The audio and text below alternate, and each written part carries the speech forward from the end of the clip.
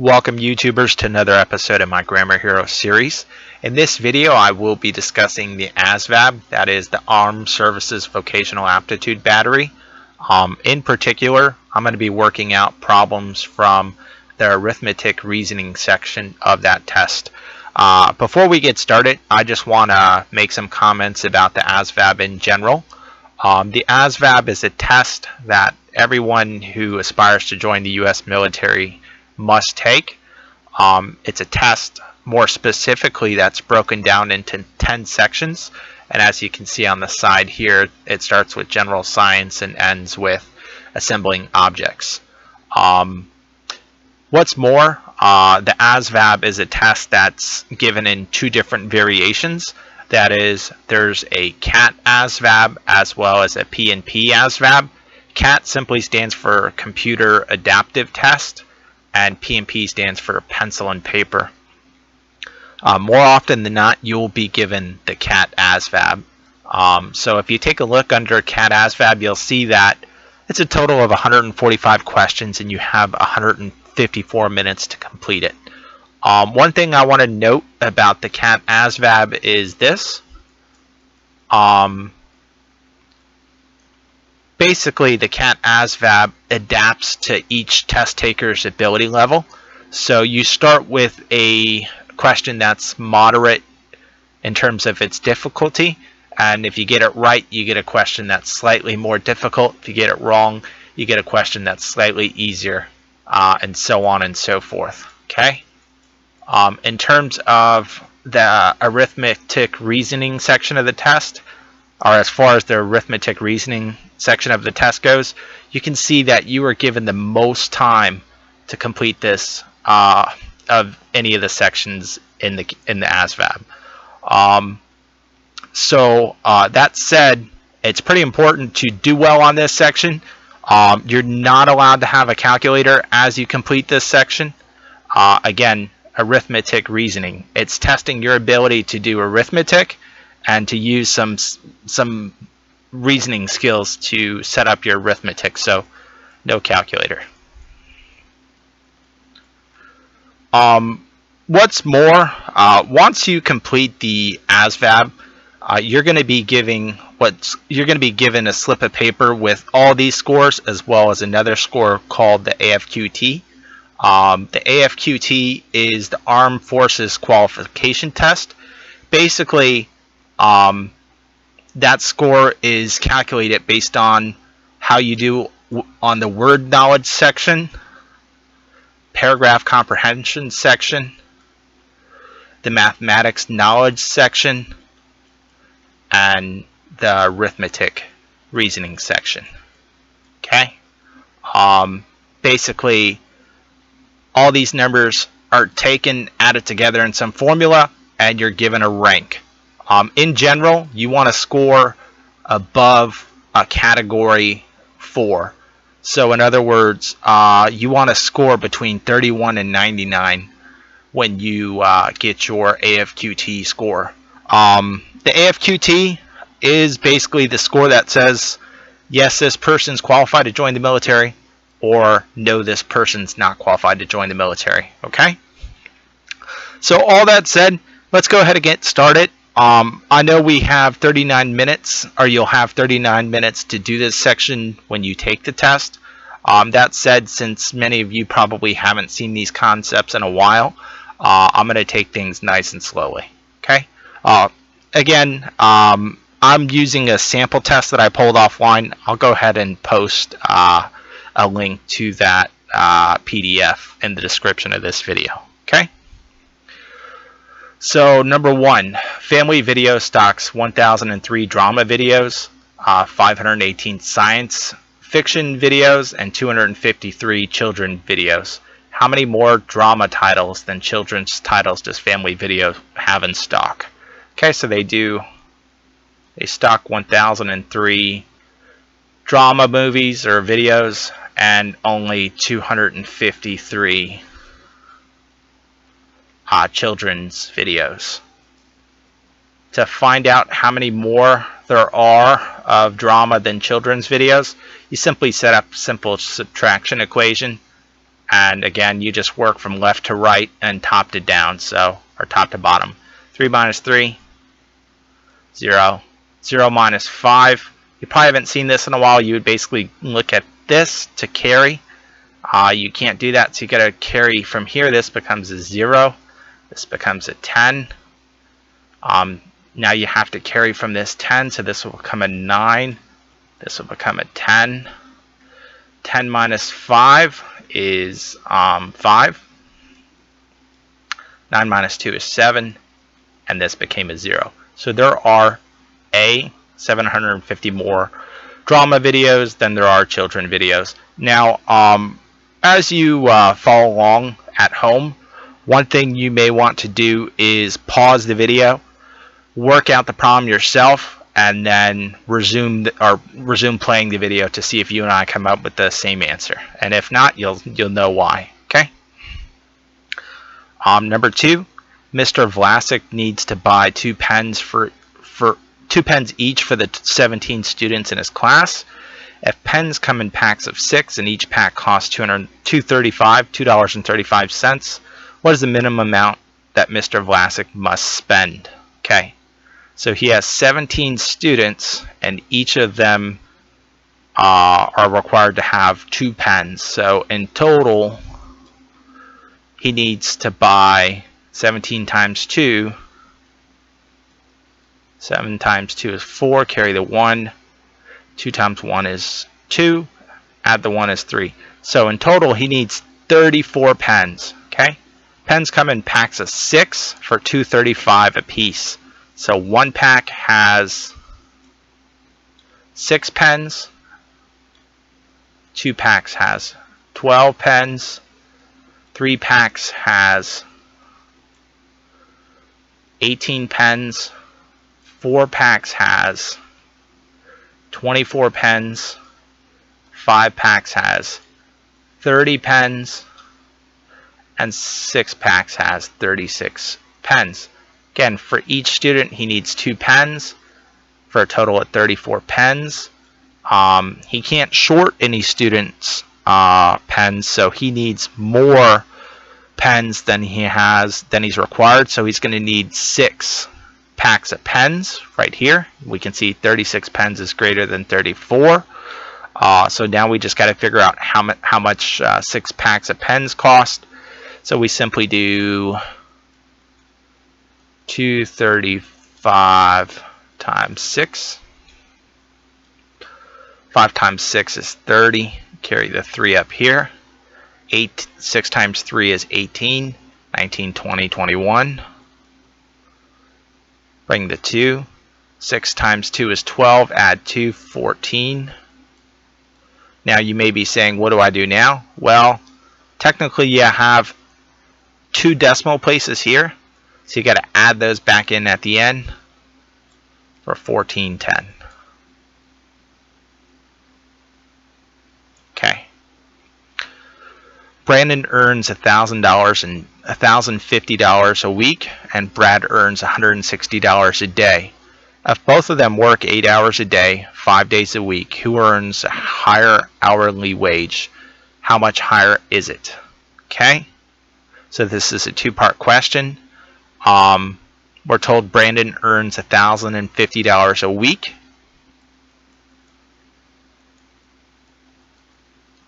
Whereas Brad earns $160 a day. What's more, we're told that they both work 8 hours a day, 5 days a week. So in total, they work 40 hours a week. 8 times 5 is 40. To find Brad's hourly wage, we simply take 160 and divide it by 8. 160 is how much he makes per day, and we know he works 8 hours a day. 8 goes into 16 2 times, and then we know that 8 goes into 16 2 times, so 8 is going to go into 160 20 times. So his hourly wage is $20 an hour. His was fairly easy to figure out. Brandon, on the other hand, earns $1,000 and $1,050 a week.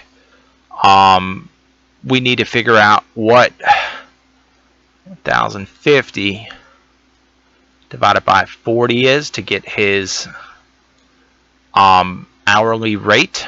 Instead of doing this math, let's make it easier. Let's kick off this 0 and kick off this 0. So now we have a simpler division problem. 4 goes in 105 divided by 4. 4 goes into 10, or 4 goes into 1, it can't, so 4 goes into 10 twice. 4 times 2 is 8. We're simply going to bring down this 5. 10 minus 8 is 2, and then this becomes 5. 4 goes into 25 how many times? 4 goes into 25. 4 times 5 is 20. 4 times 6 is 24. So we got a 6 here. Going to need a decimal. 4 times 6 is 24, as I said. Subtract. 25 minus 24 is 1. 4 goes into 1, it doesn't. 4 goes into 10, we could just drop down a 1. 4 goes into 10 how many times? 4 goes into 10 twice. 4 times 2 is 8. Subtract. 10 minus 8 is 2. 4 doesn't go into 2. 4 goes into 25 times. Okay? So Brandon's hourly wage is $26.25, whereas Brad's is 20.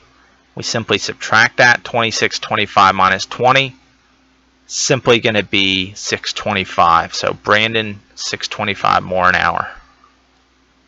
Again, this is arithmetic, so you have to be comfortable, as you can see, doing long division. If for some reason you struggle with long division, you should check out my Test of Adult Basic Education videos on the mathematics computation section there. That whole video is based on division, fractions, and so on. Okay. Matthew's dad is 5 times as old as him. If the difference of their ages is 28, how old is Matthew? Okay, so this one is interesting.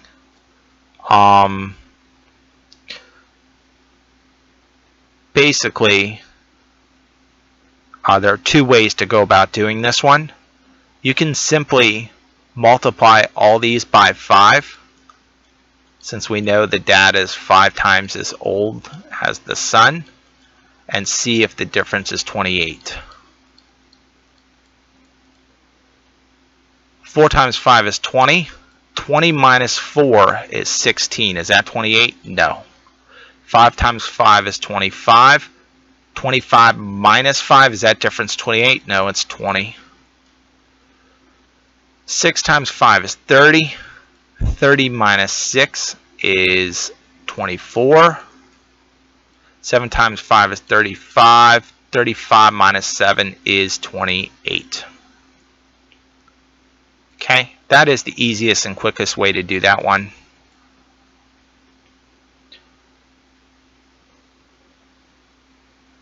Number 5, Dana and Megan have to fill 500 envelopes for charity. At the end of the morning, Dana has filled 3/20 of the envelopes and Megan has filled 1/4 of them. How many envelopes have they filled together? Okay, so Dana filled 3/20 times 500 of the envelopes, whereas Megan filled 1/4 of the 500 envelopes. We're simply going to multiply these to get how many they filled. So 3/20 times 500, 1/4 times 500. This is fairly simple to do. Let's start with 1/4 since that's easier. Let's put this over a 1. When you multiply fractions, you multiply straight across the tops and straight across the bottom. So this becomes 500 divided by 4. And we can rewrite that to look like this. 4 goes into 5 once with the remainder. So 4 times 1 is 4. Subtract that, that becomes 1. Bring down the 2 zeros. 4 goes in 125 times. So Megan filled 125 envelopes. This one, the 3 over 20 times 500 over 1 is the same idea, but you can reduce before you do this one. 5 goes into 24 times, 5 goes into 500 100 times. So this becomes 300 over 4, because we got 3 times 100 and 4 times 1. Again, we're just multiplying straight across now that we've reduced. And let's go ahead and do this math. 300 divided by 4. 4 doesn't go into 3, so 4 into 30. What's the closest we can get there? 4 times 7 is 28. Let's go ahead and subtract that out. That gives us 30 minus 28, which is 2. Bring down this 0. 4 goes into 25 times. So Megan filled 125. Dana filled 75. That gives us 125 plus 75, which is 200. Together they've filled 200 envelopes. A school garden has been divided into 7/8 square meter plots for students. If the area of the garden is 210 square meters, how many students can get plots? So the way you want to think about this is each student is given less than a square meter of a plot. They're given 7/8 of 1 square meter of a plot. Okay? So if each student was given 1 plot, 210 students would be able to have plots. So we know that's wrong, we know that's wrong, we know that's wrong. It's got to be 240. Okay? And to prove it, let's do the math. 210 divided by 7/8. When you do division like this with fractions, you do what's called keep, change, flip. So this becomes 210 over 1. We keep the 210. We change this from division to multiplication, and then we flip this bottom fraction to be 8 over 7. Then we simply multiply it out. Okay? Now we can reduce this before we do that. Let's take a look. 7 goes into 7 1 time. 7 goes into 210 30 times. Okay? So this just becomes 30 times 8, which is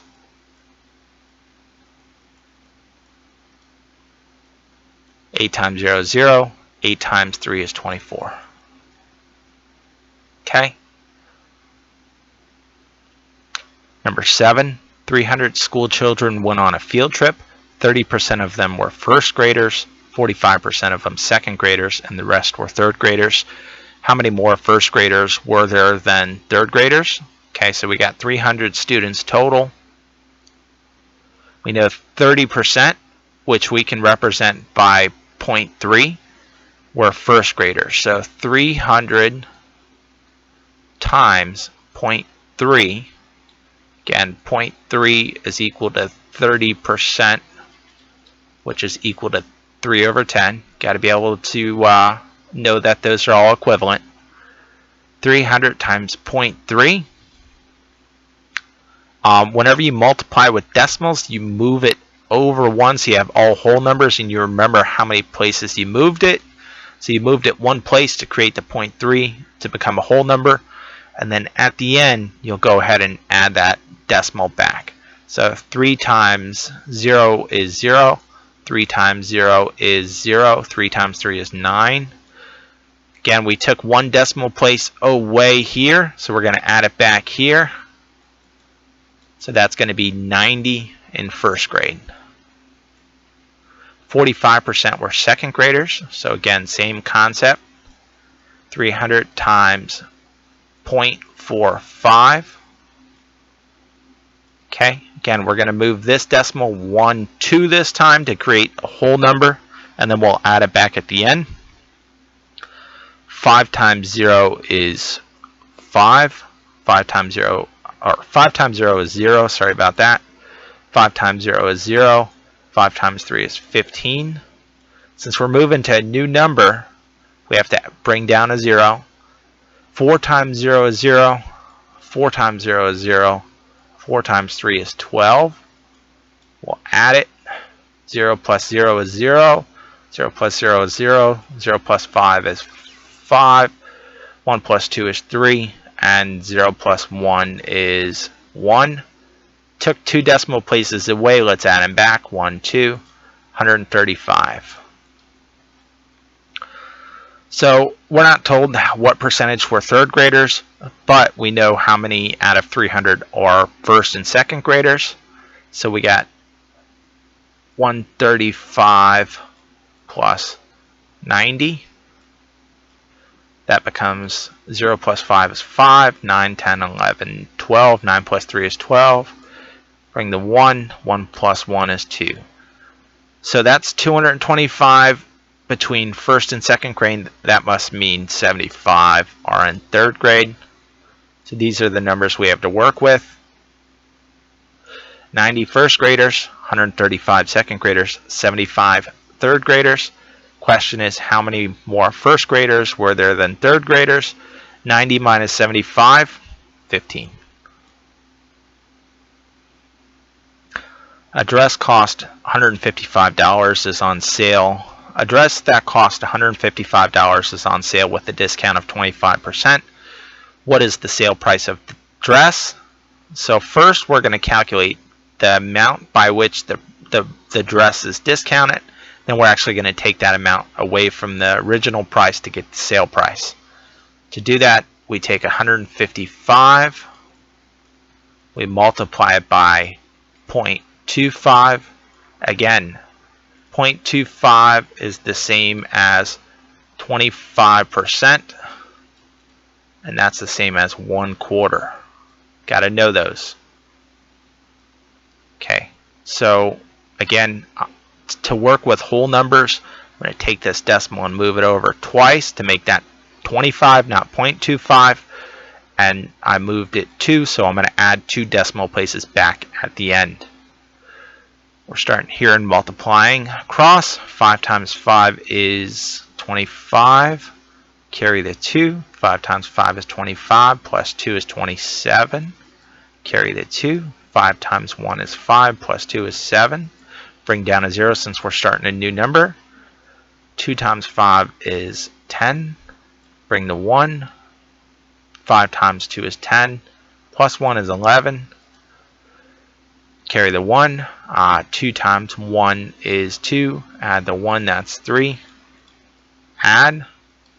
5 plus 0 is 5. 7 plus 0 is 7. 7 plus 1 is 8. And 0 plus 3 is 3. Again, we took away 2 decimal places. Let's add it back at the end. So the dress is discounted in the amount of $38.75. But we're not done. This is just the amount by which the dress is discounted. So we got to take this number away from 155 to get our final sale price. So 155 minus 38.75. Okay. You can just take a look at the answer choices and eliminate some ones that are obviously wrong, like this one. Okay.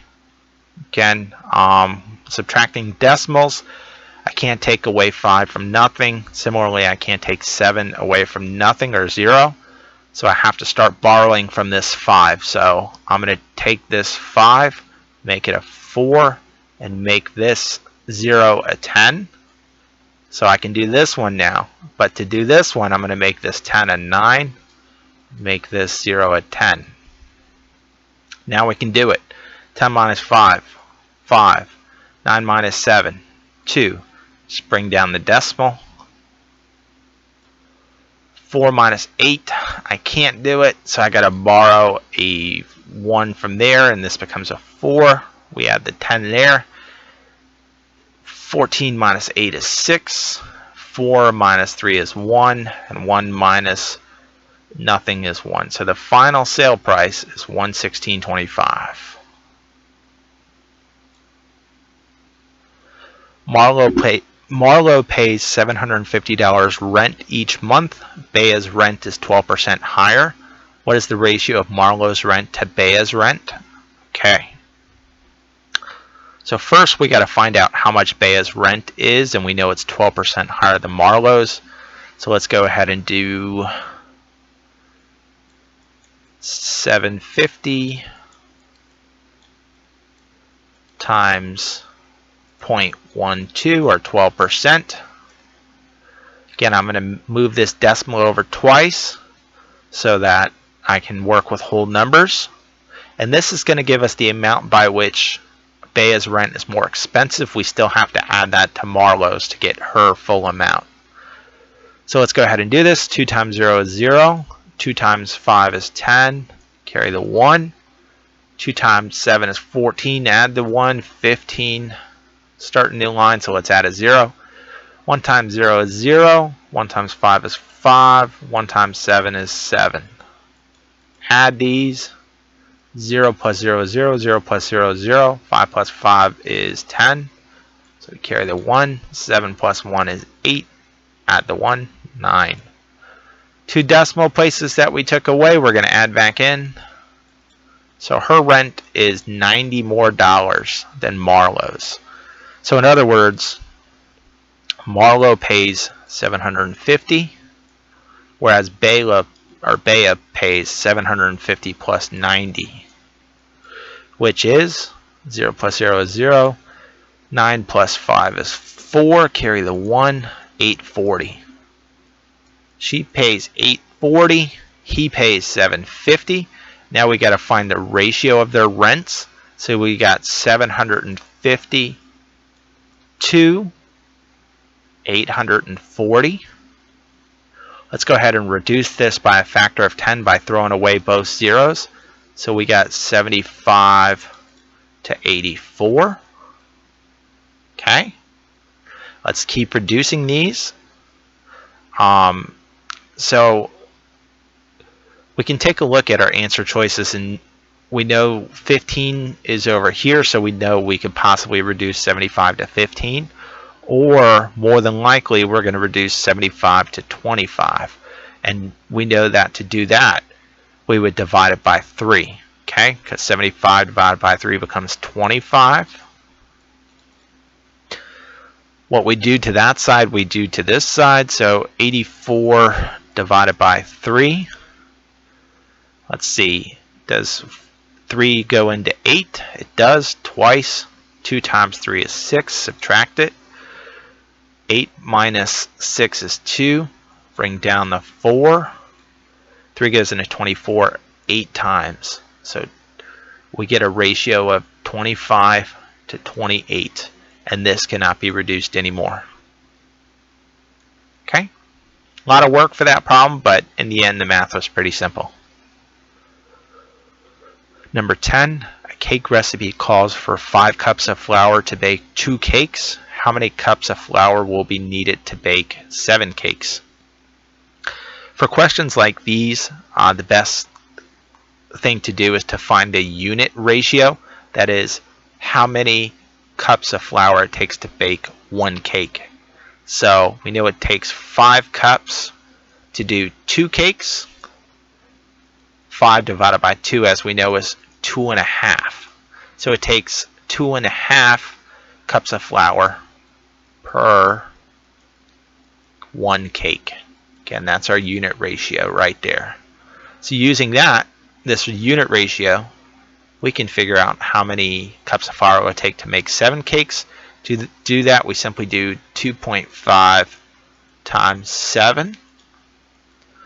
Again, I don't like working with decimals, so I'm going to move this over one place, and then I'll add it back in the end. 7 times 5, as we know, is 35. Carry the 3. 7 times 2 is 14. Add 3. 14, 15, 16, 17. Add our 1 decimal back in. Takes 17.5 cups of flour to make 7 cakes. Okay. Number 11, the scale model of a car is 1 to 24. If the full-size car is 12 feet long, how long is the model?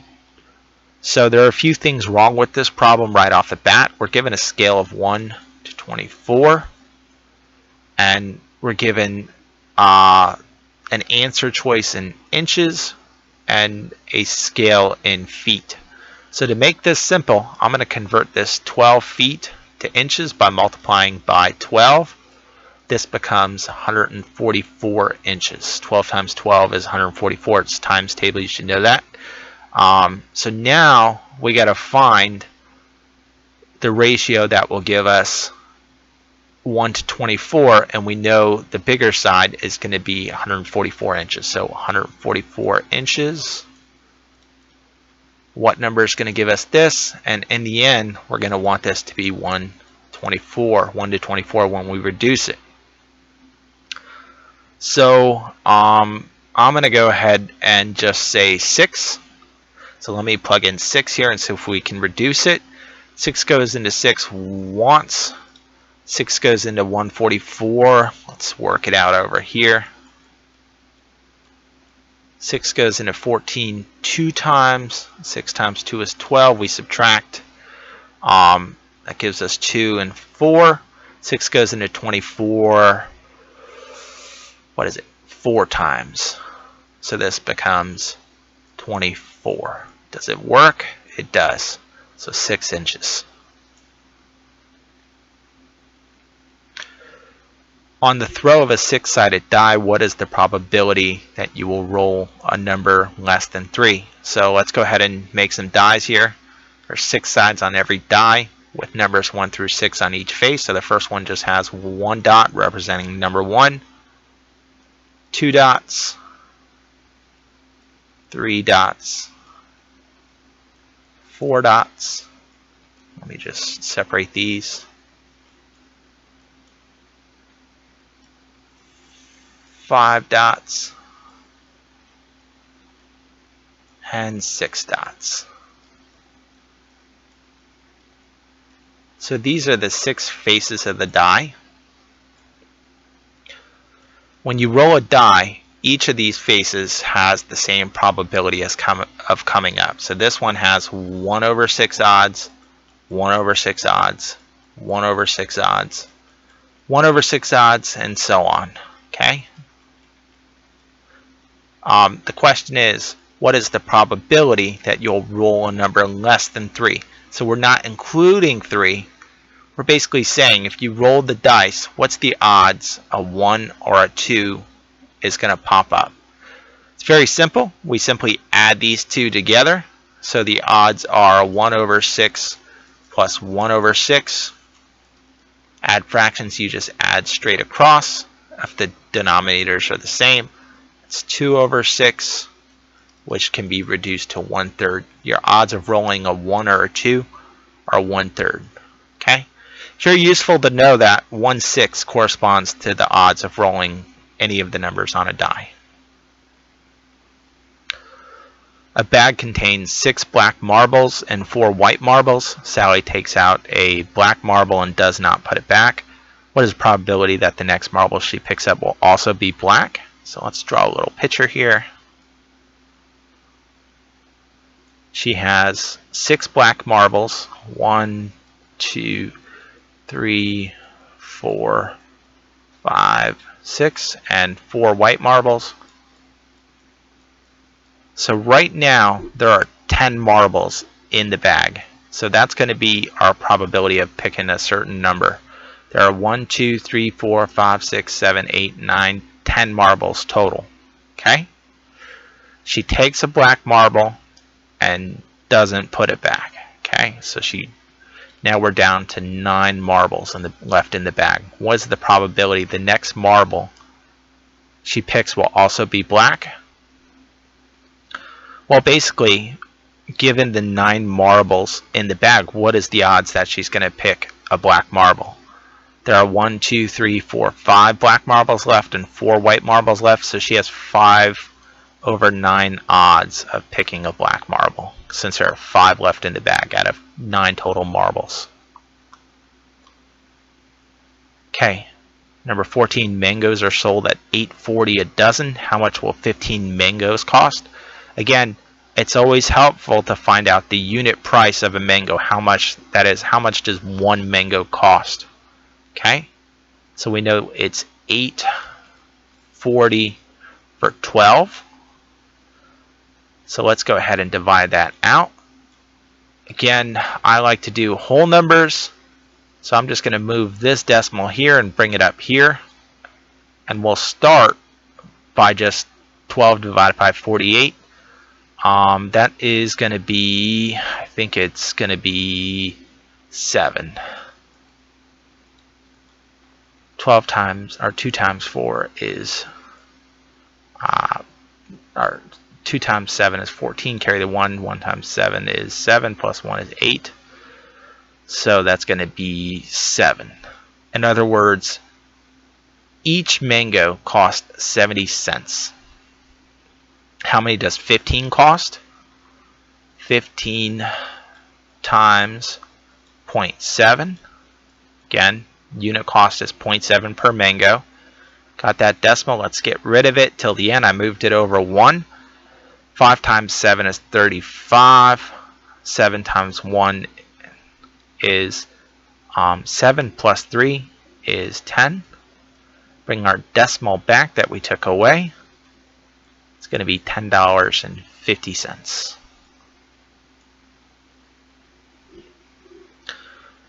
Rosita buys 300 feet of yarn for a craft project. If the yarn costs 12 cents a yard, how much does Rosita spend?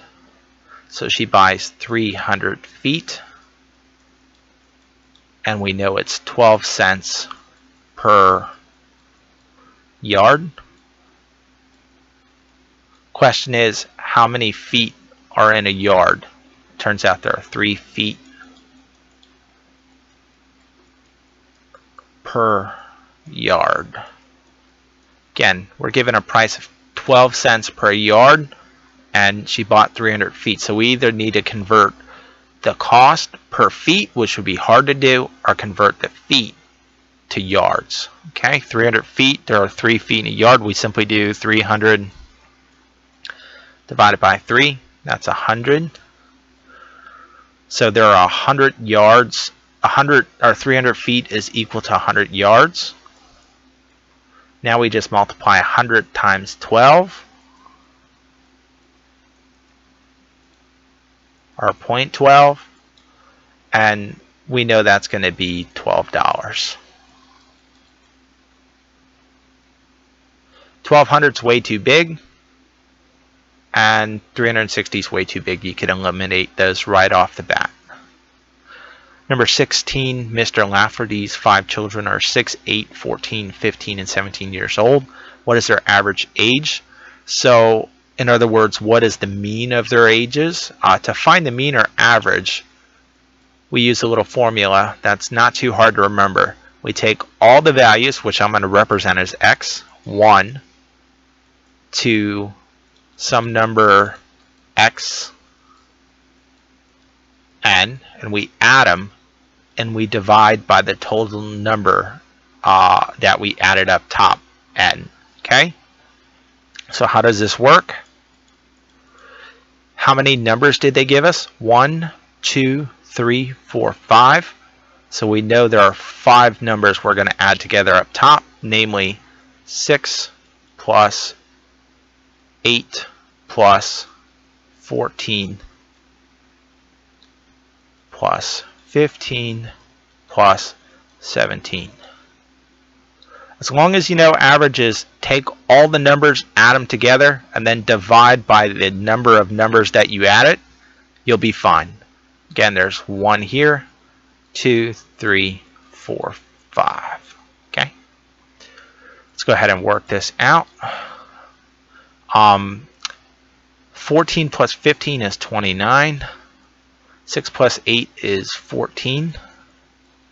And 17. So we have 29 plus 14 plus 17. Let's go ahead and do this. 9 plus 7 is 6. Plus 4 is 0. So that's going to be 0. Carry a 3. 2 plus 1 is 3. Plus 1 is 4. Plus 3 is 7. So we got, oops, I made a mistake. It should be plus 2 up here. So this should be 60. So we get 60 divided by 5, which is the same as 12.